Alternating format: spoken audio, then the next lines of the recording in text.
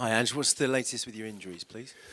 I guess from the other night, Destiny, no injury, but he's still a bit sore from the game. So not ruling him out, but we'll just see how he is, obviously, with the turnaround. Biss is obviously available after being suspended on the weekend, and I think everyone else says is. Do you know when Van der Ven might be back yet? Van der Ven, Romero, sort of still kind of chugging along. Look, I think both, to be fair, will be in the new year. When, again, not as significant injuries as last time with Mickey, but obviously with having a setback, medical team's just going to make sure he's right to go. So both of them sort of in the new year at some point. And Mikey Moore? Mikey's back training, so hopefully not too far away. I think the next cab's off the rank are kind of Mikey, Ben Davies potentially next week, and then Richarlison maybe first week of the new year. What's been the reaction since Sunday? Has there been a confidence boost, a notable change in mood with that victory? No, we were in good mood before then. Obviously, it was a great performance on, in the last game and on Sunday, and I was delighted with the way the lads handled everything. It was a tough week, with an away European fixture as well thrown in there. That was, tough on us physically, obviously. And the fact that we had so many players out, I think the way the players performed was outstanding. But mood's the same. Looking forward to a big game. And you focus now on the League Cup. How big a priority is this for you this season, and how good an opportunity is it for silverware, being just 2 games now from Wembley? Yeah, well, we've got ourselves in that position, so we've earned that. And, like you said, it's a big game, quarter-final of a cup competition, and looking forward to it. Should be a cracking night. Manchester United, there's a bit of noise around the club at the moment regarding Marcus Rashford. There's always noise about Man United, mate. Come on, where you been? Eh? But particularly, he's admitted he'd like a new challenge. I mean, what have you made of that, and how big a threat? Interest, don't care. No interest. He's a Man United player, very good player. They've got plenty of good players. But I manage my players, and I guess other managers will manage their own players. But in terms of Mark's situation, have no real desire to examine it any further. Okay, thank you. Thanks, mate. Ian. Hi, Ange, how are you? I'm good, mate. So you've reiterated many times, second season, trophy. Is this... I haven't reiterated many times.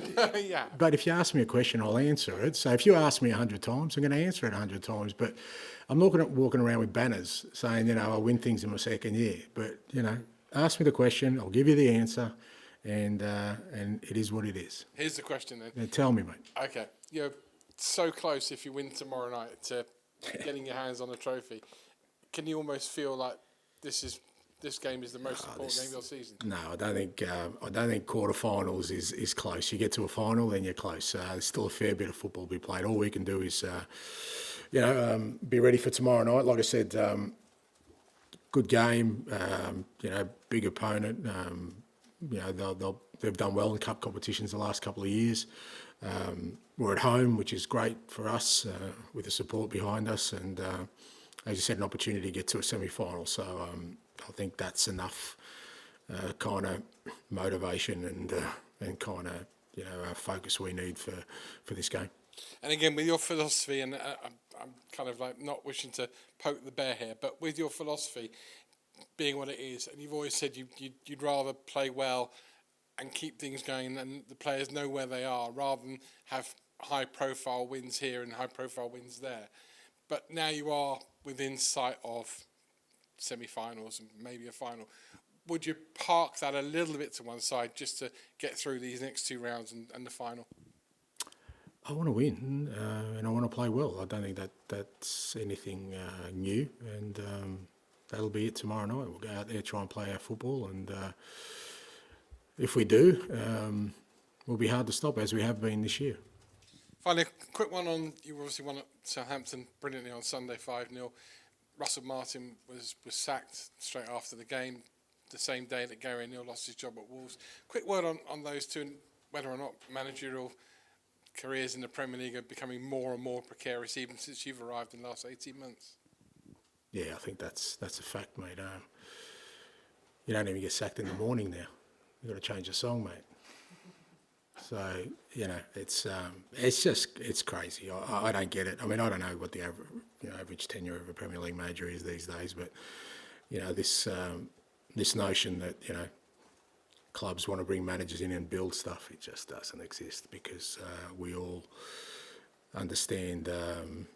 Every one of us in our positions at the moment is that the moment there's a bit of a wobble, they'll be coming from all areas. So I think Gary and Russell are two outstanding young managers who've got long careers ahead of them.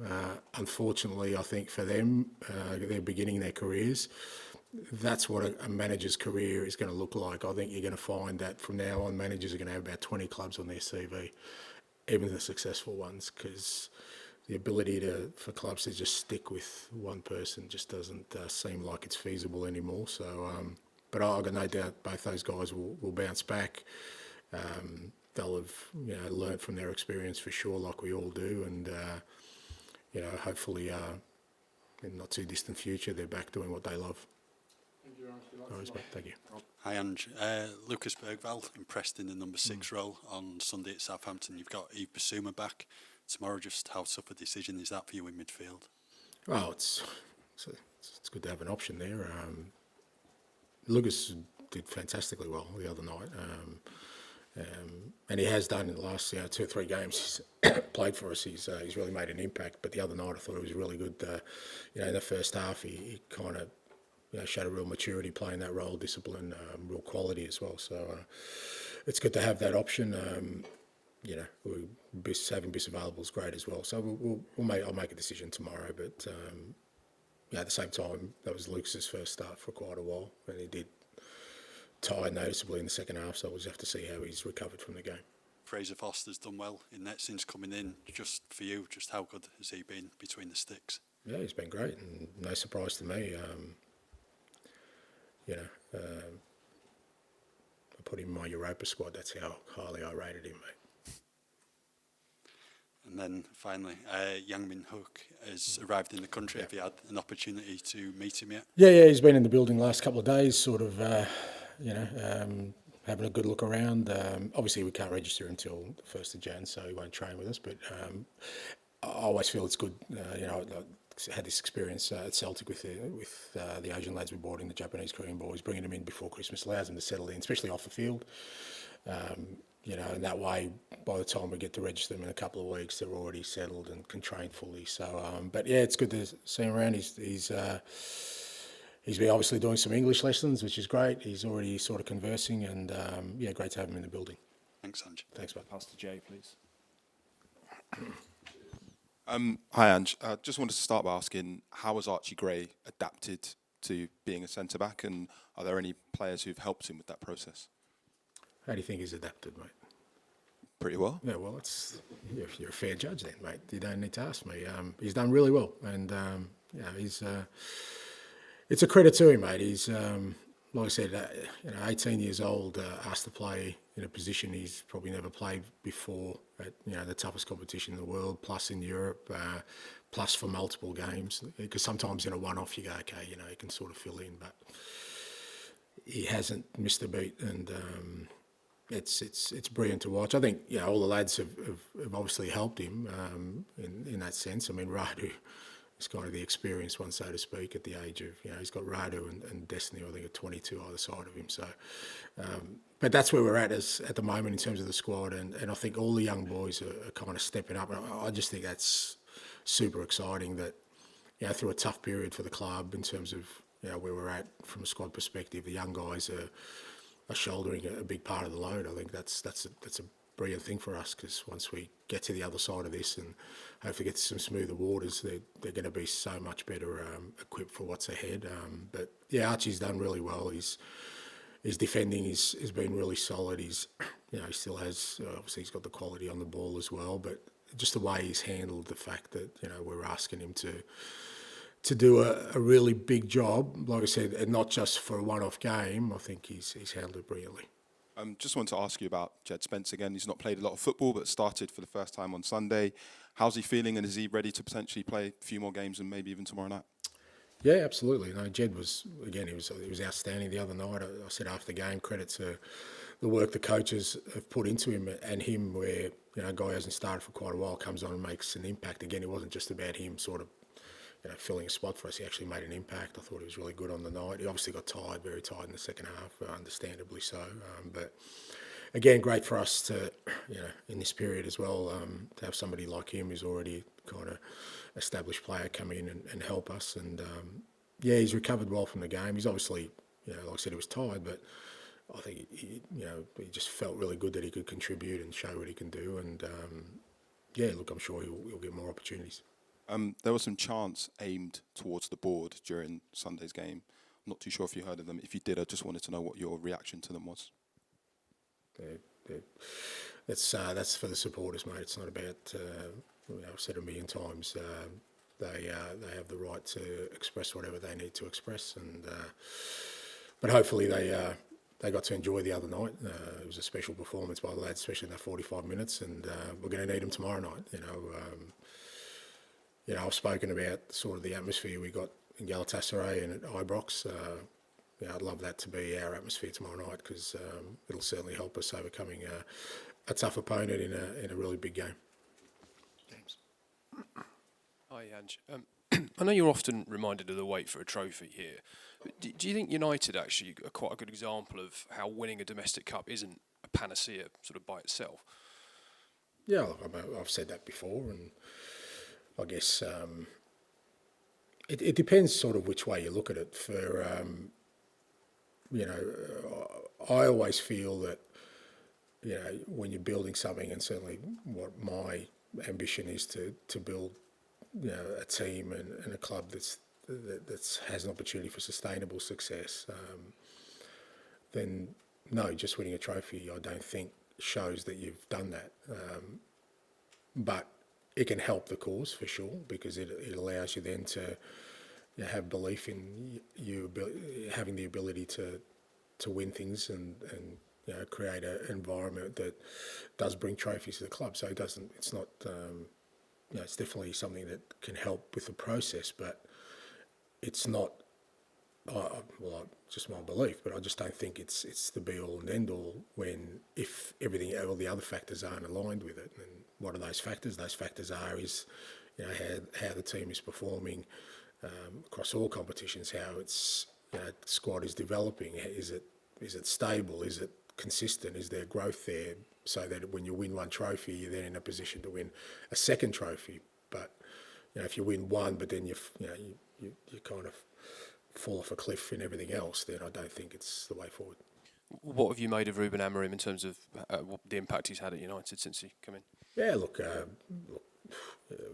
very seems to have kind of come in and made an impact straight away. And as I mentioned earlier, it's a club that's always going to have noise, mate. It's just that kind of football club, and I guess that's as big a challenge as the coaching challenge for anyone who takes over. But he's obviously tweaked the formation a little bit and sort of giving different players an opportunity. He probably wants to have a good look at everyone. And but as they showed on the weekend, very tough competitors still. And looking forward to meeting him and taking on the challenge tomorrow. And just finally, just on Rashford, I know you said you got sort of no interest in what he said, but he is a player who's been linked with Tottenham before. Is he somebody you might look at in January? Oh, mate, if I looked at everyone that we were linked to, I'd have no time to do anything else, to be honest. I've got other people to do that part of the process. And, for us, we've been pretty disciplined in terms of, what we're trying to build here, and we'll continue to be so. Is that a no? That side, mate, not on my radar. Not like it's not, you can ask me about Marcus, but you can ask me about every Premier League footballer, and I'd going to say the same thing. Finish with George, please. Hi, Ange. You often talk about kind of when you've got the success to go back and look at the struggle before that. It kind of feels like this period has been part of the struggle with the injuries and the form. How kind of encouraged have you been by the green shoots kind of amidst that, with the young players stepping up and Decky emerging as a leader and things like that? Yeah, well, I mean, that's kind of what that's, as I said last week, I haven't lost any resolve or optimism about what we're building, because I do. I see plenty of growth in this group, and I guess people are kind of looking at our league position and our league form, and within that context, they're probably saying, well, there isn't things developing here, but if you strip it away and kind of look at the challenges we've had this year, with the injury situation, we're probably one result away from people saying we're going okay in the league as well. So, I just think with all these things, my view is just stay calm, stay focused. I see plenty of growth. Like I said, I mean, when you look at, even Pape Sarr, mate, he's still a young man and he's growing all the time. He's becoming a hell of a footballer. I just get so excited by all that. I just think, well, we're going to hit some smoother waters at some point. I believe that in terms of where the squad's at. And, these kind of players who are now carrying us through this tough period are just going to come out, absolute.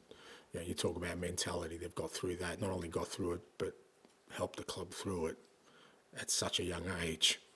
Anything they face after that is going to, they're going to be able to, crash through. So, for me, I certainly feel there's some real growth that has happened and is happening at the moment. And you mentioned the atmosphere there. The cup game against City was very good that night, wasn't it? I know it's kind of a cliche, but when it's a kind of a winner-takes-all match, how important do the fans become, especially sort of late on, I guess? Yeah, massively. Like I said, that night against City, it was a big game for us, and the whole atmosphere that night, the way we started the game, the way we played the whole night was, City were good on the night as well. It was a cracking game. Real sort of had a cup atmosphere, and we're going to need that tomorrow night. We're going to need that energy. All these games tend to be pretty tight games, and if you get the energy of the crowd behind you, it certainly can lift the players. And for us, it's going to be an important factor. On AM, on DAB, via the talkSPORT app, and on your smart speaker. talkSPORT.